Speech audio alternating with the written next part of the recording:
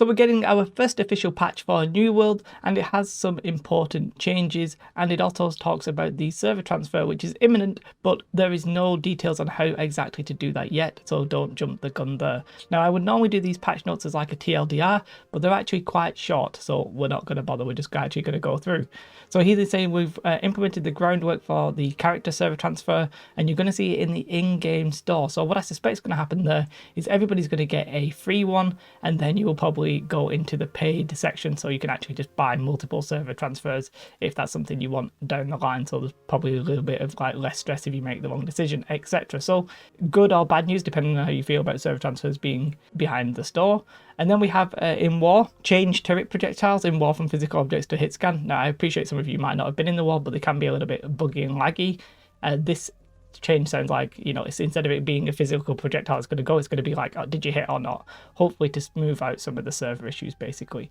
And then the Afk Prevention, which I thought had already gone live, but now it makes sense because it's here in the patch notes, and they talk about the changes they've made. Additional Afk Prevention to ensure players cannot fool the existing system with simulated mouse movement. I'm surprised they added that bit. They would have wanted to keep these people, you know, guessing. So that's good. We'll have to wait and see if it helps against bots, because there's quite a few phishing bots as well, and I hope Amazon really get a grip of that. We don't want this to be like a World of Warcraft situation. They've shortened the AFK timer, AFK warning message from 20 to 15 minutes, and that's because they've shortened the AFK disconnect from 25 to 20 minutes. I literally didn't even know how long that was. I was just not trying to get disconnected the best I could. It's nice to actually see that written down. They've also added something in the queue that basically you can't accidentally leave. You'll be in the queue, and if you click off, it'll be like, hey, you're leaving the queue. Do you really want to do that? That's good. Helps people, you know, not make a mistake and leave. Then bug fixes, there's quite a few, and we're not going to go through them all, but they fixed a rare issue causing the interact key not to properly function on various objects in the world. For me, that seemed to occur, like if I was picking a hemp node or something like that, and just as it finished, maybe I moved, the node wouldn't disappear, which meant somebody else couldn't come along and take it, if that makes sense. So yeah, I don't know what the fix is, but we'll see if that actually helps it there. They have also fixed an issue with the abandoning event. That's very common, and hopefully we won't see that just stuck in the top right corner if you have been playing, if you've been able to get it in the game, that is. And they've also fixed a bug where you can get stuck in a house.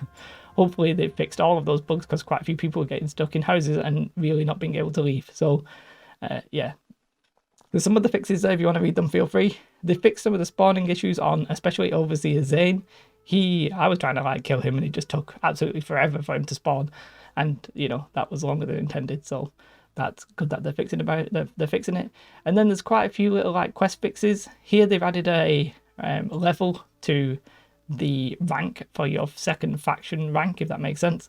And yeah, it's just good to see that, because people were asking that in the chat all the time. Lots of other little quest fixes. So if you really wanted a quest reward and it was broke, then maybe check this list and maybe it's there for you. There's quite a few other things I would have liked them to have fixed. There's a few exploits which I won't talk in detail about, but there's a boar one specifically that I tested out on stream just yesterday. Quite insane. I don't know how that's in the game. Hopefully that actually is fixed in this patch. I've not gone back and checked. And then I also would like them to fix this windowed borderless mode, because basically if you go into windowed and then you can't go back to full screen, it's like stupid, and I don't really know what's causing that. Hopefully that's not a game engine issue, and that is something they can fix, because it just doesn't work. Now this is J2Cent's video talking about actually some graphics cards failing. I'm not going to talk about that too much because I don't really know enough about it, but hopefully that isn't the case. Obviously he's showing that it is, but Amazon aren't necessarily trying to address it. So there's a few other little things that I wish they would fix, sure, but I'm happy enough with that. The patch will go live, well, it says 3 a.m. Specific time and Pacific time, not specific time. People will tell me off if I said that like that. At 10 a.m. UTC. I'm not 100% sure what time zone I am in relative to UTC. I don't know if that's like GMT. I don't really know what it is. But yeah, that's it. I would say TLDR, but it was actually 4 minutes, so not really TLDR, is it? Have a most beautiful day. Like and subscribe. Goodbye.